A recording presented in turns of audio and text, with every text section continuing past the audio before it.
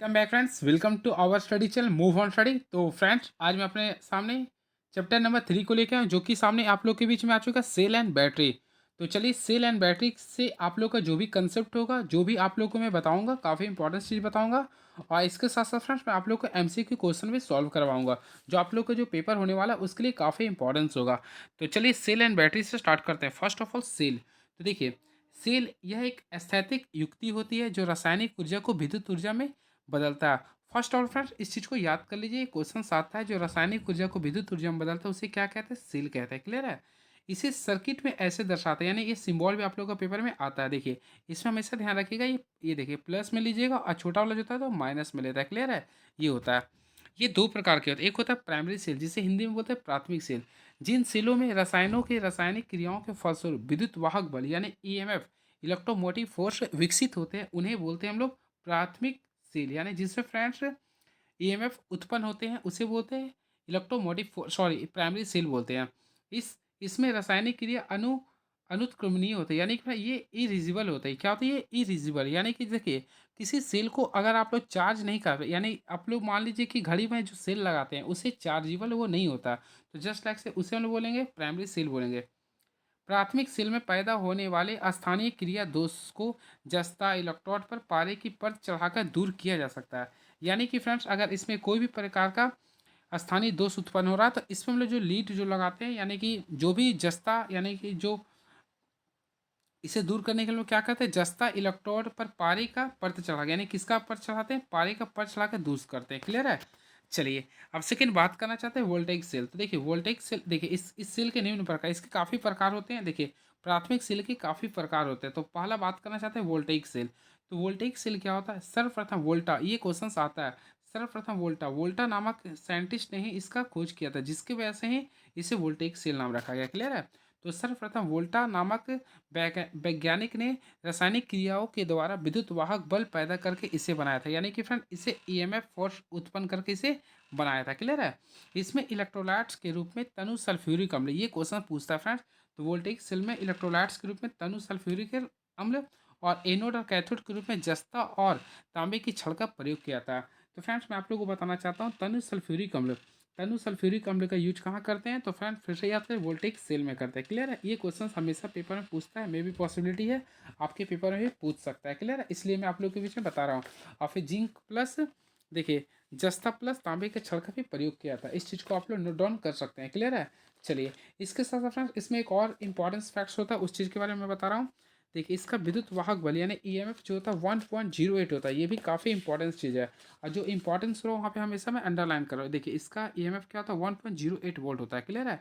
इस चीज़ को आप लोग को ध्यान में रखना पड़ेगा। ये आप लोग हर हाल में इस चीज़ को याद कर लीजिए, एएलपी सीबीटी 2 के लिए काफ़ी इंपॉर्टेंस है इसका ट्रेड में। क्लियर है? तो ये चीज़ कर लीजिएगा।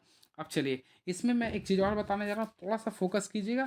H2SO4, देखिए, H2SO4 का एक जगह पे और प्रयोग करते हैं, यानी H2SO4 का हम लोग दो जगह पे प्रयोग करते हैं। फर्स्ट ऑफ ऑल हम लोग प्रयोग करते हैं, एक वोल्टेइक सेल में प्रयोग करते हैं, और एक हम लोग लीड स्टोरेज में प्रयोग करते हैं। ये दोनों चीज़ को आप लोग को ध्यान में रखना पड़ेगा। क्लियर है? चलिए, अब फिर से मैं बताता हूँ। देखिए, H2SO4 का देखिए लिख देता हूँ, ताकि आप लोगों को कन्फ्यूजन जरा सा भी ना हो। देखिए, सल्फ्यूरिक अम्ल यानी H2SO4, सल्फ्यूरिक अम्ल जो होता है, यानी इसका जो हम लोग यूज करते हैं, फर्स्ट ऑफ ऑल फिर से मैं बता रहा हूँ, इसका पहला जो यूज करते हैं लीड एसिड में यूज करते हैं। किसमें यूज करते हैं? लीड एसिड में यूज करते हैं। और सेकंड जो यूज करते हैं वो वोल्टेइक सेल में यूज करते हैं, यानी ये दोनों आप लोग को याद करना पड़ेगा। क्लियर है? आई होप आप लोग को समझ में आ रहा होगा। चलिए, तो इसमें ईएमएफ का वैल्यू कितना होता है? 1.08 वोल्ट होता है। अब देखिए, एक होता है डेनियल सेल। तो डेनियल सेल भी मे भी पॉसिबिलिटी पूछता है। सबसे पहली बात है फ्रेंड, इसमें आप लोग को याद करना है, इसमें इसमें भी जो यूज किया था, इसमें कॉपर सल्फेट का यूज किया था, यानी इसमें इलेक्ट्रोलाइट्स के रूप में कॉपर सल्फेट का यूज किया था। बाकी आप लोगों को कुछ नहीं ध्यान में रखना है। और हो सके तो इसका ईएमएफ को भी, इसका भी याद कर लिए। तो इसका ईएमएफ का जो वैल्यू होता है 1.1 वोल्ट होता है। क्या होता है? ये 1.1 वोल्ट होता है। बस इस चीज़ को आप लोग को ध्यान में रखना है। क्लियर है? यानी कि फिर से मैं बोलता हूँ, ध्यान से थोड़ा सा ध्यान दीजिएगा। सिंपल वे में, वोल्टेइक सेल में किसका प्रयोग करते हैं? H2SO4 का। किसका प्रयोग करते हैं? H2SO4 का। और H2SO4 का किसका हम प्रयोग करते हैं? तो अभी जस्ट मैं बताया था, लीड एसिड बैटरी में, लीड एसिड बैटरी में बोलते हैं, लीड एसिड बैटरी में। क्लियर है? और कॉपर सल्फेट का प्रयोग कहाँ करते हैं? तो हम लोग डेनियल सेल में करते हैं। क्लियर है? और ईएमएफ का वैल्यू में याद करो। अब देखिए थर्ड, तो इसको बोलते हैं लैक्लांची सेल। तो इसमें इलेक्ट्रोलाइट्स के रूप में अमोनियम क्लोराइड, देखिए ये भी क्वेश्चन आता है, इसमें अमोनियम क्लोराइड का प्रयोग करते हैं, क्लियर है, का घोल होता है। इसमें कार्बन की छड़ कैथोड का कार्य करता है तथा इलेक्ट्रोलाइट में डुबोई जस्ती की छड़ एनोड का कार्य करता है। ये कैथोड एनोड आप लोग के पेपर में नहीं पूछता है, केवल इलेक्ट्रोलाइट्स का पूछता है।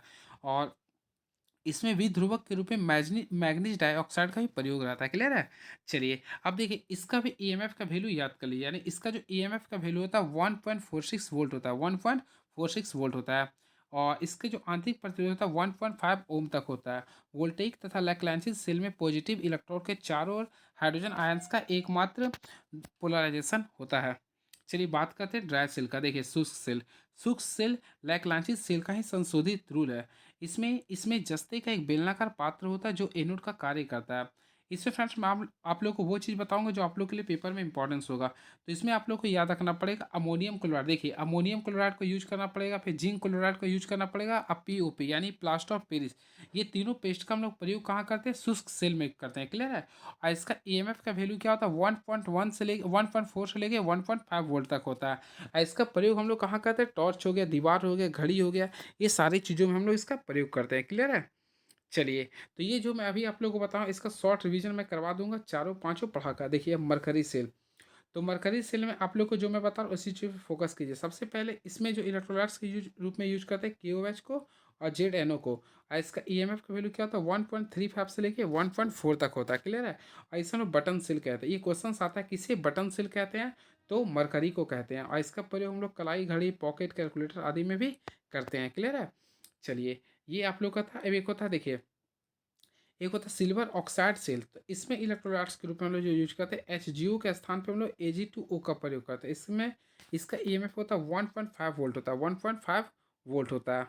चलिए अब देखिए ये रहा हमारा प्राइमरी सेल।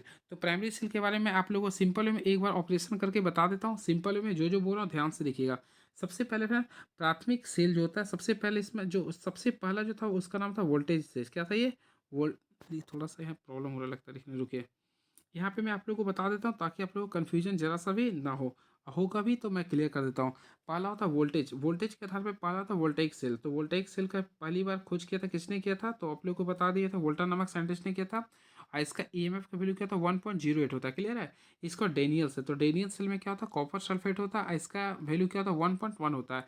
इसके बाद क्या मैं बताया था लैक्लांसियस सेल, इसमें किसका प्रयोग करते हैं, तो फ्रेंड्स लैक्लांसियस सेल में हम लोग प्रयोग करते हैं सिंपल वे में अमोनियम क्लोराइड का, जिंक ऑक्साइड, जिंक क्लोराइड का, अब पीओपी का, क्लियर है।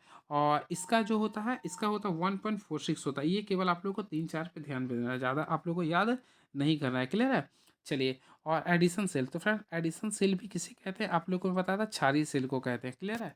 चलिए अब बात करते हैं हम लोग, देखिए आ चुके हम लोग, देखिए अब हम लोग आ चुके हैं सेकेंड रोल पे यानी कि द्वितीयक सेल में। तो इसे पहले विद्युत देकर आवेशित करना पड़ता है, तब यह विद्युत वाहक उत्पन्न करता है यानी कि चार्जिंग। आप लोग देखते हैं अपना जो बैटरी यूज करते हैं, चाहे लैपटॉप का यूज करते हैं या मोबाइल का यूज करते हैं या फिर वॉच का भी यूज करते हैं, जो आप लोग चार्ज कर सकते हैं उससे हम लोग बोलते हैं द्वितीयक सेल, क्लियर है। इसे पुनः पुनरोपित किया जा सकता है, इसका विद्युत वाहक बल अधिक होता है। क्वेश्चन आता है किसका ईएमएफ अधिक होता है, तो सेकेंडरी सेल सेल का। इसमें रासायनिक क्रिया उत्क्रमणीय होता है यानी रिवर्सिबल होते हैं, इसे संचित सेल भी कहते हैं, क्लियर है। इस चीज़ को भी आप लोग को ध्यान में रखना पड़ेगा। अब देखिए इसके काफ़ी प्रकार होते हैं। पहला होता है लीड एसिड सेल, तो इसके भाग, तो फ्रेंड आप लोग को जो मैं बताऊंगा उसी पे याद कीजिएगा। सबसे पहले लीड एसिड सेल में इलेक्ट्रोलाइट्स के रूप में किसका प्रयोग करते हैं, तो अभी जस्ट मैं आप लोग को बताया था उसी चीज़ को आप लोग को ध्यान में रखना है। क्यों चल जाता है, हाँ। तो फ्रेंड इसमें इलेक्ट्रोलाइट्स के रूप में हम लोग जो यूज करते हैं, देखिए मैं फिर से बता रहा हूँ ये क्वेश्चन आप लोग के रूप में आता है, जो कि इसमें इलेक्ट्रोलाइट्स के रूप में यूज करते हैं हमेशा याद करें सल्फ्यूरिक एसिड का यूज करते हैं। किसका करते हैं, सल्फ्यूरिक एसिड का, यानी H2SO4 में। और इसमें याद कीजिए इसका जो रेशियो होता है जल और अम्ल का 3:1 होता है। हमेशा याद करें जल की मात्रा ज़्यादा होता है, यानी जल का रेशियो होता है 3 और अम्ल का रेशियो क्या होता है 1 होता है। ये क्वेश्चन पूछता है पेपर में, तो ये भी आप लोग को इसको भी ध्यान में रख सकता है, क्लियर है। तो फिर से मैं बताता हूँ, लीड स्टोरेज जो बैटरी होता है उसमें सल्फ्यूरिक एसिड का प्रयोग करता है। इसमें जल और अम्ल का अनुपात क्या होता है 3:1, ठीक है। इस चीज़ को आप लोग हमेशा के लिए याद कीजिए, जल की मात्रा ज़्यादा होता है। इलेक्ट्रोलाइट की अवस्था को अपेक्षित घनत्व के रूप में व्यक्त किया था, यानी इलेक्ट्रोलाइट्स की अवस्था को अपेक्षित घनत्व के रूप में व्यक्त करते हैं। इलेक्ट्रोलाइट का अपेक्षित घनत्व हाइड्रोमीटर से मापा जाता है, यानी कि इसके अपेक्षित घनत्व को हाइड्रोमीटर से मापा जाता है। ये भी क्वेश्चन पूछा जाता है। बैटरी के पूर्ण चार्ज होने पर इलेक्ट्रोलाइट्स की स्पेसिफिक ग्रेविटी होता है 1.285 होती है। अब देखिए, ये सारे क्वेश्चंस नहीं पूछा था, जो इंपॉर्टेंस था उसी को मैं बता रहा हूँ। इलेक्ट्रोलाइट्स विद्युत के सुचालक होते हैं, ऑलरेडी आप लोग जानते होंगे। अब देखिए, अब बात करना चाहते हैं सेकंड का। तो फ्रेंड्स, इसमें हम लोग सेकंड की बातें करना चाहते हैं। इसका ईएमएफ का वैल्यू होता है 2.2 वोल्ट, ये भी आप लोग को ध्यान में रखना पड़ेगा। इसका ईएमएफ का वैल्यू होता है 2.2 वोल्ट होता है। क्लियर है? चलिए, अब फ्रेंड्स अगर पूछता कि बैटरी की क्षमता किसमें ज्ञात करते हैं, तो एम्पियर आवर में, यानी एएच में करते हैं। इस चीज़ को भी आप लोग को ध्यान में रखना पड़ेगा। क्लियर है? चलिए, अब इसमें आपका जो आ गया एडिशन सेल काफ़ी इंपॉर्टेंट होता है, इसे एडिशन सेल कहते हैं। और इसके साथ साथ नीफे नीफे यानी कि निकेल और आयरन सेल भी कहते हैं। क्यों कहते हैं? क्योंकि एक प्रकार क्षारीय सेल होता है। और इसमें फ्रेंड्स, इसमें याद रखें, इसमें इलेक्ट्रोलाइट्स के रूप में KOH और LiOH का मिश्रण का प्रयोग करते हैं। तो ये सारी चीज़ों को आप लोग को ध्यान में रखना पड़ेगा। क्लियर है? चलिए, अब हम लोग बात करना चाहते हैं बैटरी का। तो जो क्वेश्चन मैं बता रहा हूँ बस उतना पे फोकस आप लोगों को करना है, ज़्यादा नहीं, जो बता रहा हूँ बस उस पर आप लोगों को फोकस करना है। क्लियर है? चलिए, अब देखते हैं बैटरी। तो सबसे पहले सेलों के समूह को हम लोग क्या बोलते हैं? द ग्रुप ऑफ, या फिर the series combination of cell is called as battery. तो सेलों के समूह को क्या बोलते हैं? बैटरी कहते हैं। चलिए, अब देखते हैं सेलों के प्रकार। सबसे पहले फिर इसमें होता है श्रेणी समूह। तो देखिए, जिसमें अधिक विद्युत वाहक बल प्राप्त करने के लिए सेल की श्रेणी क्रम में संयोजित करते हैं, यानी कि अधिकतम ईएमएफ प्राप्त करनी है तो सेलों को किस क्रम में जोड़ते हैं? श्रेणी क्रम में। ऑलरेडी पता होगा आप लोग को। यदि सभी सेलों का विद्युत वाहक बल समान हो तो कुल ईएमएफ, यानी सारे का अगर समान है, तो फ्रेंड देखिए, ई कुल का अगर समान रहेगा ना, तो ईटी का वैल्यू निकालेगा, तो टोटल हम लोग का एन से उससे क्या कर दिया? मल्टीप्लाई कर दिया। ये सीरीज के लिए होता है। क्लियर है? चलिए, अब देखिए, यदि प्रत्येक सेल का आंतरिक प्रतिरोध आर और लोड प्रतिरोध आर हो, तो इससे प्रवाहित होने वाली धारा क्या होगा? देखिए, हम लोग को ऑलरेडी पता आई बराबर क्या होता है? V/R होता है। तो V के जगह पे यहाँ पे देख लीजिएगा, तो आप लोग का क्या आया था? देखिए, ET आया था ना, ये तो यहाँ पे वैल्यू था NE था। क्लियर है?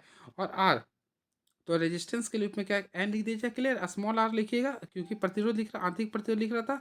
और यहाँ पे कैपिटल आर यूज करिए। ये आप लोग फार्मूला का यूज कर सकते हैं। ठीक है? आई बराबर V/R होता है ना फ्रेंड, तो V बराबर क्या लिखे? NE कर दीजिए, फिर NR/R कर दीजिएगा।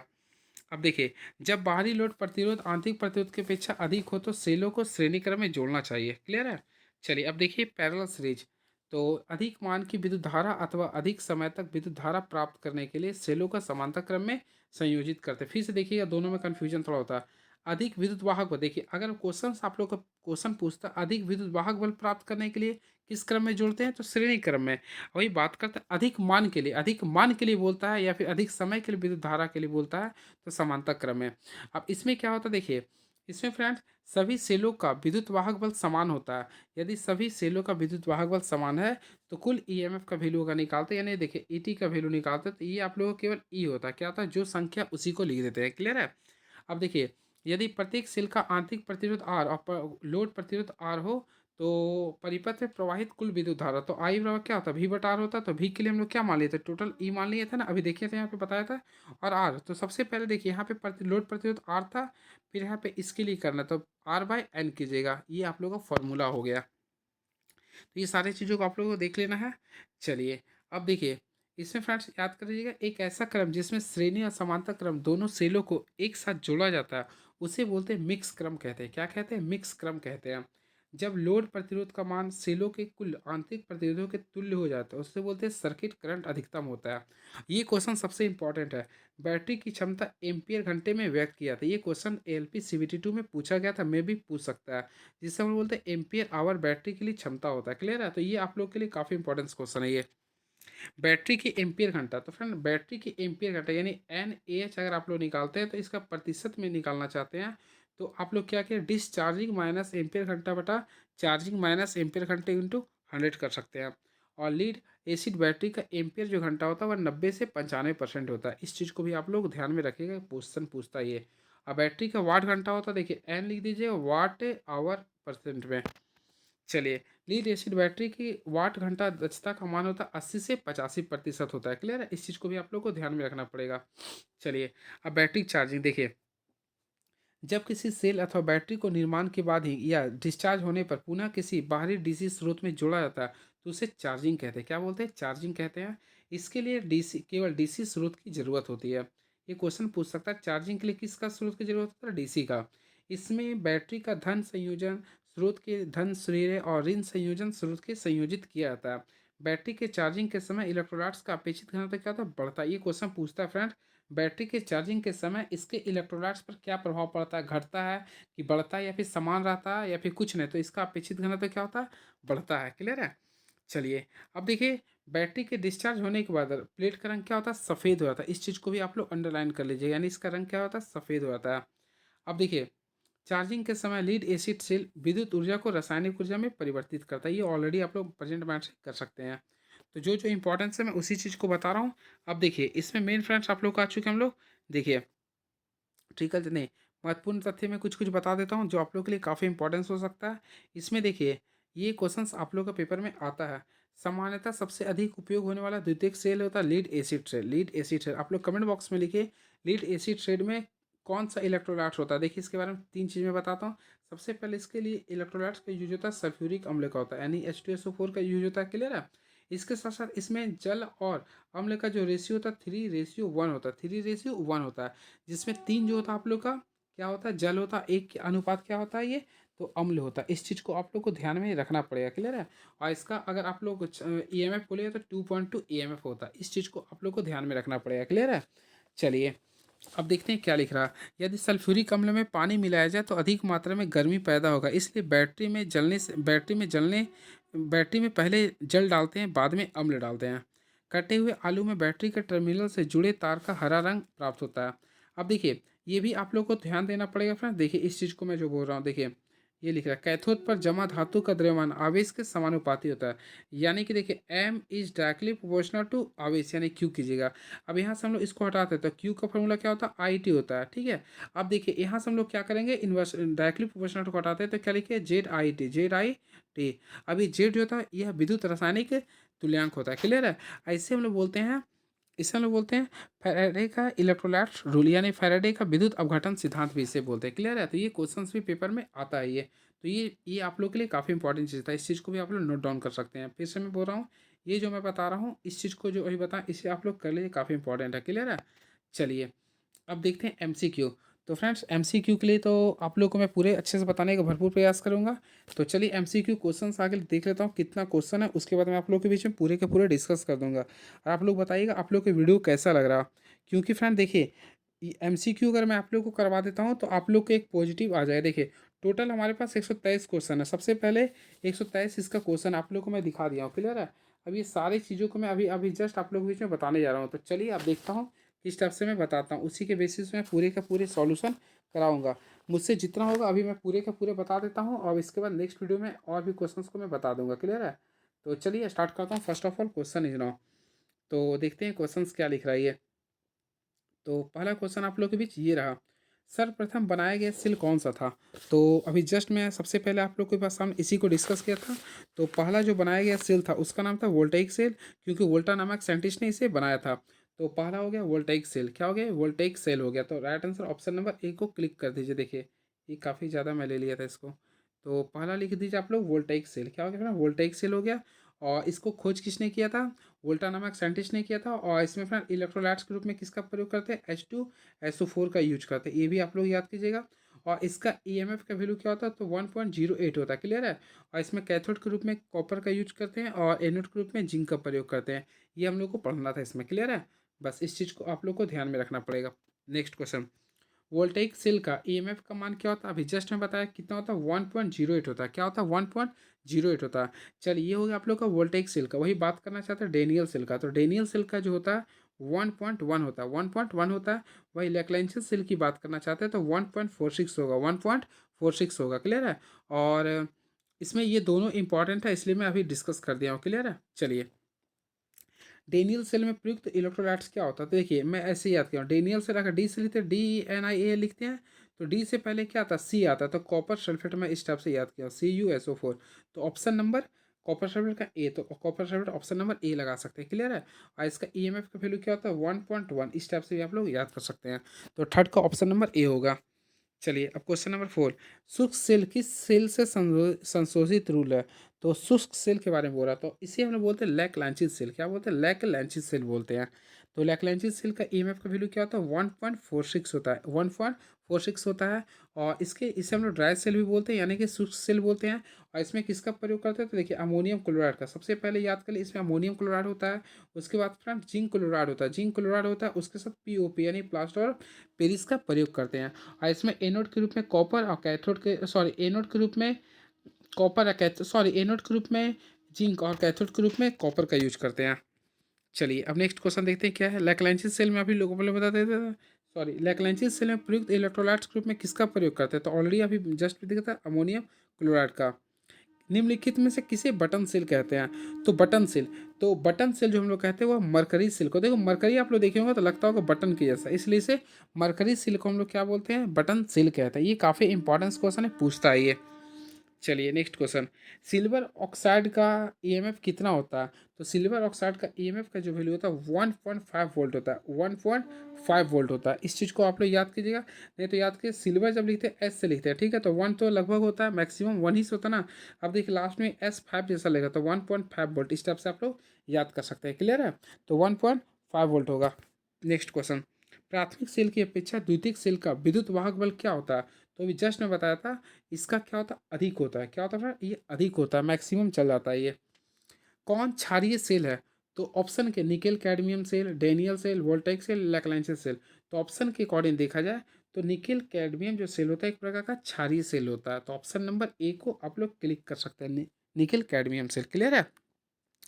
चलिए अब नेक्स्ट क्वेश्चन क्या लिख रहा है, कैडमियम धातु कैडमियम धातु के प्रयोग में सेल का आंतरिक प्रतिरोध क्या होता है, तो फ्रेंड्स याद रखिए कैडमियम धातु के प्रयोग से सेल का आंतरिक प्रतिरोध हमेशा घटता है, तो ऑप्शन नंबर ए को क्लिक कर दीजिए।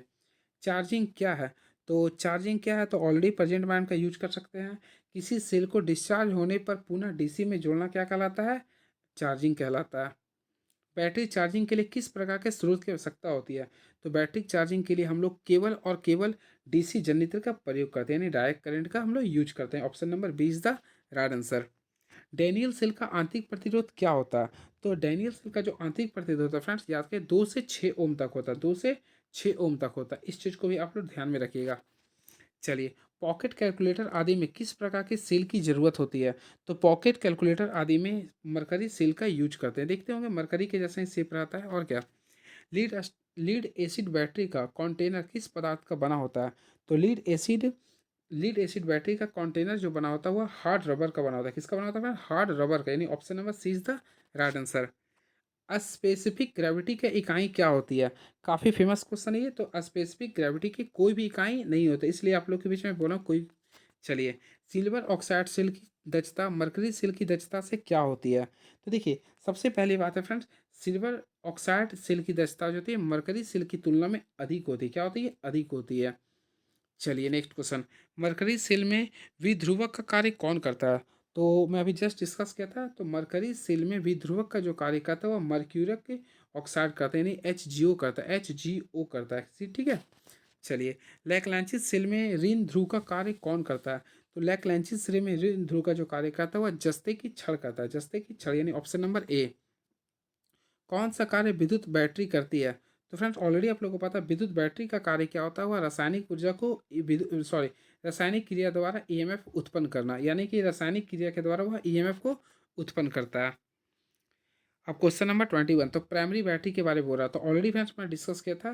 प्राइमरी बैटरी में उत्क्रमित होती है, यहाँ क्वेश्चन क्या लिख रहा है, प्राइमरी बैटरी में क्या होती है, तो प्राइमरी बैटरी जो होती है एक प्रकार का इरिवर्सिबल होती है, यानी कि वह पुनः चार्जिंग नहीं कर सकते, यानी कि ऑप्शन नंबर बी को क्लिक कर सकते हैं इसे। सेकेंडरी बैटरी क्या होता है, तो फ्रेंड सेकेंडरी बैटरी होता है वैसे कर सकते हैं, यानी उत्क्रमित होती है, जैसे आप लोग मोबाइल सेल का यूज करते हैं, लिथियम सेल का यूज करते हैं। सेकेंडरी सेल का उदाहरण देना है, तो लैक्लेंसी सेल, सुख सेल, इसमें देखा है तो ऑप्शन नंबर बी को क्लिक कीजिए। लीड एसिड सेल जो होता है एक प्रकार का सेकेंडरी सेल होता है। क्लियर है। और इसमें आप लोग याद कीजिएगा लीड एसिड सेल में हम लोग किसका प्रयोग करते हैं, तो फ्रेंड इसमें हम लोग जो यूज करते हैं, आप लोग को फिर से मैं बता रहा हूँ, सल्फ्यूरिक एसिड का प्रयोग करते हैं। ये क्वेश्चन पूछता है इसलिए मैं बार बार बोल रहा हूँ आप लोग के सामने। चलिए कौन कौन लीड एसिड बैटरी के सक्रिय तत्व है, तो लीड एसिड बैटरी के सक्रिय जो तत्व होता है उसके बारे में हमसे पूछ रहा है। तो ऑलरेडी आप लोगों में जस्ट अभी बताया था, लीड पर ऑक्साइड होता है, स्पंजी शीशा होता है, तो option number B is the right answer. कौन सा इलेक्ट्रोलाइट लीड एसिड बैटरी में प्रयोग किया था, तो फ्रेंड लीड एसिड बैटरी में जिस इलेक्ट्रोलाइट्स का प्रयोग करते हैं उसका नाम होता है सल्फ्यूरिक एसिड बोलते हैं, सल्फ्यूरिक एसिड बोलते हैं। कौन बैटरी की क्षमता निम्नलिखित में कौन बैटरी की क्षमता व्यक्त करता है? तो ऑलरेडी आप लोगों को पता, इसे हम लोग बोलते हैं एम्पियर आवर बोलते हैं, यानी एम्पियर घंटा बोलते हैं। नेक्स्ट क्वेश्चन, निम्नलिखित में से किस पर बैटरी की दक्षता निर्भर करती है? तो बैटरी की दक्षता जो निर्भर करती है, ये क्वेश्चन आप लोग से पूछ रहा, तो ये कहता है डिस्चार्ज की दर पे, यानी कि रेट ऑफ चार्जिंग। किस वोल्ट का शुष्क सेल का विद्युत वाहन वोल्ट शुष्क सेल का विद्युत वाहक बल होता है, यानी कि क्वेश्चन पूछ रहा फ्रेंड्स 1.8 वोल्ट जो होता है, 1.5 जो होता है शुष्क सेल का ईएमएफ होता है। ये क्वेश्चन था आप लोग के बीच में, क्लियर है। 29, क्या होता है जब बैटरी डिस्चार्ज होता है? तो होली फ्रेंड्स आप लोग को पता है, जब भी बैटरी डिस्चार्ज होता है तो सेल की वोल्टेज घटती है, सेल की वोल्टेज क्या होती है? घटती है। कौन एडिशन सेल में प्रयुक्त इलेक्ट्रोलाइट है? तो एडिशन सेल में प्रयुक्त इलेक्ट्रोलाइट्स को हम लोग बोलते हैं पोटेशियम हाइड्रोक्साइड बोलते हैं। क्या बोलते हैं? पोटेशियम हाइड्रोक्साइड बोलते हैं। किस लीड एसिड वोल्ट का औसत ईएमएफ क्या होता है? तो फ्रेंड इसमें आप लोग को बताना पड़ेगा, इसका क्वेश्चन ये इंपॉर्टेंट है, आप लोग इसे भी मार दीजिए। देखिए फिर से बोल रहा हूँ, ये क्वेश्चन इंपॉर्टेंट है, इसलिए मैं फिर से बोल, इसका होता है वैसे 2.2 वोल्ट होता है, ये आप लोग एकदम भी मार दीजिए। लीड एसिड वेसिड का ना पूछता, तो फिर से मैं लिख देता 2.2 वोल्ट। ये क्वेश्चन इंपॉर्टेंट है, इसलिए मैं बड़ा में लिख दिया हूँ, क्लियर है। चलिए अब आप लोग के सामने येलो कलर का यूज करूँगा। नेक्स्ट क्वेश्चन, इलेक्ट्रोलाइट का अपेक्षित घनत्व क्या होगा जब बैटरी चार्ज हो रही हो? तो ऑलरेडी आप लोग पता होगा, जब भी अपेक्षित घनत्व बोलेगा जब चार्ज हो रहा है तो इसका क्या होता है? बढ़ती है। तो ऑप्शन नंबर बी को क्लिक कर सकते हैं। चार्ज सेल का अपेक्षित घनत्व क्या होता है? तो चार्ज सेल का अपेक्षित घनत्व जो होता है 1.25 होता है, 1.25 होता है। इसका इग्नोर कीजिए, इतना याद नहीं रहेगा। इलेक्ट्रोलाइट्स का अपेक्षित घनत्व क्या होगा जब बैटरी डिस्चार्ज होगा? तो ऑलरेडी ये घट जाएगा, तो फ्रेंड इसका होता है 1.25 हो गया, वो 1.14 हो जाएगा। बैटरी का प्लेट का रंग कैसा होगा जब बैटरी डिस्चार्ज हो? ये क्वेश्चन इंपॉर्टेंट है, इसलिए फ्रेंड इसे मैं थोड़ा मोटे कलर में करके बता रहा हूँ। तो बैटरी का प्लेट का रंग कैसा होगा जब बैटरी डिस्चार्ज है? तो फ्रेंड ये सफ़ेद हो जाएगा। क्या होगा? ये सफ़ेद हो जाएगा, यानी option number D is the right answer.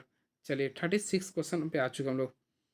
Plate की धन प्लेट का रंग कैसा होगा जब बैटरी पूर्ण चार्ज हो? तो देखिए जब डिस्चार्ज होता है तो वो सफ़ेद होता है। क्या होता है? सफ़ेद होता है। लेकिन वही बात करना चाहते हैं, जब वह बैटरी पूर्ण चार्ज है, तो जब भी पूर्ण चार्ज होगी तो उसका कलर जो होता है वह चॉकलेटी हो जाता है। क्या होता है? चॉकलेटी होता है। बैटरी के ऋण प्लेट का रंग कैसा होगा जब बैटरी पूर्णतः चार्ज हो? यानी कि देखिए यहाँ पे लिखा है धन प्लेट का, इसमें बोला ऋण प्लेट का। तो ऋण प्लेट का जो चार्ज होता है उसमें सिलेटी होता है। क्या होता है? ये सिलेटी होता है। ये किसके द्वारा इलेक्ट्रोलाइट्स का अपेक्षित घनत्व तो मापा जाता है? तो फ्रेंड्स मैं अभी जस्ट डिस्कस किया था, तो इसका जो राइट आंसर आएगा हाइड्रोमीटर होगा। क्या होगा? ये हाइड्रोमीटर के द्वारा मापा जाता है, क्लियर है। चलिए सेल्स को कैसे संयोजित करें कि ताकि एम्पियर क्षमता बढ़े? तो फ्रेंड्स ऑलरेडी आप लोगों को पता होगा, सेल्स को एम्पियर क्षमता बढ़ाने के लिए हमें सेल्स को हमेशा पैरेलल कॉम्बिनेशन में ऐड करते हैं, यानी कि समांतर क्रम में, यानी ऑप्शन नंबर बी को क्लिक कर सकते हैं। लीड एसिड में सक्रिय पदार्थ होता है, तो लीड एसिड में जो सक्रिय पदार्थ होता है उसे हम लोग बोलते हैं तनु गंधक अम्ल बोलते हैं, स्पंजी लीड भी बोलते हैं, लीड पेरोक्साइड भी बोलते हैं। यानी देखा है तो राइट आंसर होगा इनमें से सभी, ये सभी हो जाएगा। किसमें बैटरी की क्षमता मापी जाती है? ये क्वेश्चन हमेशा पूछता है, फिर से मैं बोल रहा हूँ, ये क्वेश्चन हमेशा पूछता है, आप लोग याद कर लिए। तो इसका राइट आंसर होगा एम्पियर घंटा, एम्पियर घंटा हो गया। चलिए कार्बन जिंक सेल में विध्रुवक का क्या कार्य होता है? तो फ्रेंड्स मैं आप लोगों को बताना चाहता हूँ, कार्बन देखिए यहाँ पे बता रहा हूँ, ध्यान से देखिए। कार्बन जिंक सेल में विध्रुवक का जो कार्य होता है, उत्पन्न हुई हाइड्रोजन को जल में परिवर्तित करना। विध्रुवक का कार्य सूक्ष्म सेल में कौन करता है? तो विध्रुवक का कार्य जो करता है सूक्ष्म सेल में, मैग्नीज डाइऑक्साइड करता है, मैग्नीज डाइऑक्साइड करता है। अब देखिए क्वेश्चन आ चुका है, एक 140 ampere hour battery 9 ampere current लगभग कितने घंटों तक प्रदान कर सकती है? तो ये नोमेरिकल क्वेश्चन है, तो आप लोग क्या कहिए, टोटल आवर जो है ना 144 आवर को आप लोग 9 एम्पियर से डिवाइड करिए तो 16 आ जाएगा आप लोग का, 16 आवर। निकिल आयरन सेल होता है, तो निकिल आयरन जो सेल होता है ये तर सेकेंडरी होता है, तर सेकेंडरी सेल होता है। क्या करेंगे यदि किसी लीड एसिड बैटरी को लंबे समय तक निष्क्रिय रखना हो? तो सिंपल है, इसे क्या करेंगे, बैटरी का इलेक्ट्रोलाइट्स निकाल कर बैटरी को सुखाकर एक स्वच्छ स्थान पर रख देंगे, ऑप्शन नंबर डी हो जाएगा। लीड एसिड सेल चार्जिंग के समय विद्युत ऊर्जा को किस ऊर्जा में बदलता है? तो फ्रेंड इसे रासायनिक ऊर्जा में ये बदलता है, यानी right answer option number B को क्लिक कीजिए आप लोग। किस रूप में सॉरी किस रूप में इलेक्ट्रोलाइट्स की अवस्था व्यक्त अवस्था की जाती है? किस रूप में इलेक्ट्रोलाइट्स की अवस्था व्यक्त की जाती है? तो 48 का जो राइट आंसर आएगा ऑप्शन नंबर ए, यानी कि अपेक्षित घनत्व के रूप में, अपेक्षित घनत्व के रूप में की जाती है। चलिए, अब देखते हैं क्वेश्चन नंबर क्या लिख रहा है। 40 कहाँ पे आ गए हम लोग? चलिए 50 तक मैं बताऊंगा। सेकेंडरी सेल का मुख्य लाभ क्या है? तो आप लोग को बताना चाहता हूँ, सेकेंडरी सेल का मुख्य लाभ ये है, इसे पुनः आवेशित किया जा सकता है, पुनः चार्ज कर सकते हैं। किस प्रक्रिया में गैसिंग संपन्न होता है? तो याद रखिएगा, लीड एसिड सेल की चार्जिंग प्रक्रिया में गैसिंग संपन्न होता है। चलिए, ये रहा फ्रेंड्स आप लोग के बीच में क्वेश्चन जो मैं बताने का प्रयास किया हूँ, और भी बहुत सारा क्वेश्चन है। तो ये सारे को मैं नेक्स्ट वीडियो में आता हूँ, तो आप लोग के बीच में बहुत बताने का प्रयास करूँगा। वैसे मैं आप लोगों को बता रहा हूँ, जो जो मैं बता दिया हूँ ये आप लोग के लिए काफ़ी इनफ है। 50 में जो MCQ बताऊँ वो काफ़ी इनफ है। इसमें कुछ कुछ और बता देते, देखिए किसके द्वारा इलेक्ट्रोलाइट्स के अपेक्षित घनत्व मापते हैं, तो इसका जस्ट अभी मैं बताया था, हाइड्रोमीटर कर दीजिएगा। क्लियर है? अब देखिए, जो जो आप लोग से के लिए इंपॉर्टेंट है उस चीज़ को मैं फिर से डिस्कस कर देता हूँ। ये सब जो है, देखिए ये कौन सी राशि अधिक मिलेगी अगर सेलों का समांतर क्रम में सजाएं? तो ऑलरेडी फ्रेंड्स, जब भी धारा को हम लोग समांतर क्रम में सजाएंगे तो उसकी मात्रा वह अधिक मिलेगी। तो धारा लिख दीजिएगा। अब देखिए, लीड एसिड बैटरी में इलेक्ट्रोलाइट्स में पानी और जल का अनुपात, ये क्वेश्चन इंपॉर्टेंट है, तो 3:1 कर दीजिएगा, इंपॉर्टेंट है ये। प्रति सेल वोल्टेज कितना होता है यदि बैटरी पूर्ण चार्ज हो? तो जब भी पूर्ण चार्ज होगा तो इसमें होगा 2.2 वोल्ट होगा। क्या होगा फ्रेंड? 2.2 वोल्ट होगा। इलेक्ट्रोलाइट्स का अपेक्षित घनत्व क्या होगा यदि बैटरी पूर्ण डिस्चार्ज हो? तो बैटरी पूर्ण डिस्चार्ज होगी तो इसका होता है 1.14 होता है, 1.14 होगा।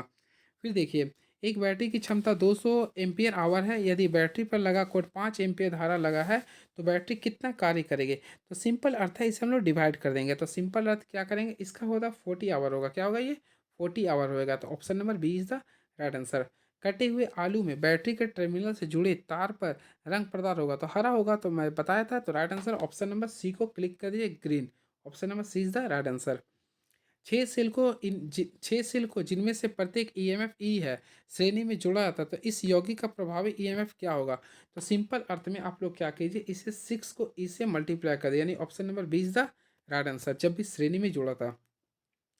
सीसा सेल में ऋणात्मक प्लेटों की संख्या होती है। तो आप लोग को बता रहा हूँ, सीसा सेल में ऋणात्मक सेलों की जो संख्या होता है धनात्मक प्लेट से अधिक होता है। ऐसा सेल जिसमें रासायनिक अभिक्रिया प्रतिक्रम में नहीं होती क्या कहलाता है? तो उसे बोलते हैं प्राथमिक सेल बोलते हैं। अगर 4 सेल प्रत्येक 1.4 वोल्ट सीरीज में जोड़ा जाए तो संपूर्ण क्या होता है? 1.4 को 1.5 को हम लोग 4 से मल्टीप्लाई करें तो 6 वोल्ट, यानी option number C is the right answer. एक संचयित सेल में क्या संचित रहता है? तो एक संचयित सेल में रासायनिक ऊर्जा क्या होता है? संचित होता है। तो option number D is the right answer. क्षारीय बैटरी निम्नलिखित क्रिया द्वारा विद्युत उत्पन्न करती है, तो किस क्रिया द्वारा? तो ऑप्शन नंबर डी, रासायनिक क्रिया के द्वारा। तो right answer option number D को क्लिक कर सकते हैं, रासायनिक क्रिया द्वारा। बैटरी का प्रयोग किया जाता है, तो ऑलरेडी फ्रेंड्स आप लोगों को पता होगा, बैटरी का जो प्रयोग करते हैं विभव अंतर बनाए रखने के लिए करते हैं। नेक्स्ट क्वेश्चन, सेल में इलेक्ट्रोलाइट्स का तल होना चाहिए। तो फ्रेंड्स, सेल में इलेक्ट्रोलाइट्स का जो तल होना चाहिए, ऑप्शन के अकॉर्डिंग देखा है तो मिट्टी के रसायन का किस्म का होना चाहिए, मिट्टी के रसायन का किस्म की होना चाहिए। चलिए, बस कुछ क्वेश्चंस बचा है, देखते हैं। चलिए अब रहने देते हैं, कुछ कुछ क्वेश्चन है, ये सारे उतना कुछ खास नहीं है, फिर भी जो जो इंपॉर्टेंट था वे सारी चीज़ों को मैं डिस्कस कर दिया हूँ। क्लियर है? तो चलिए नेक्स्ट वीडियो में आता हूँ फ्रेंड। तो अब इसके बाद देखता हूँ मैं चैप्टर कौन सा, उसके बाद मैं बताऊँगा। तब तक आप हमारे चैनल के साथ बने रहिए। मैं सारे जितने चैप्टर है सारे का इंपॉर्टेंस MCQ विथ डिस्कशन कुछ एक्स्ट्रा फैक्ट के साथ आप लोग को बता रहा हूँ, जो आप लोग के लिए काफ़ी इंपॉर्टेंस होगा। चलिए, थैंक यू सो मच।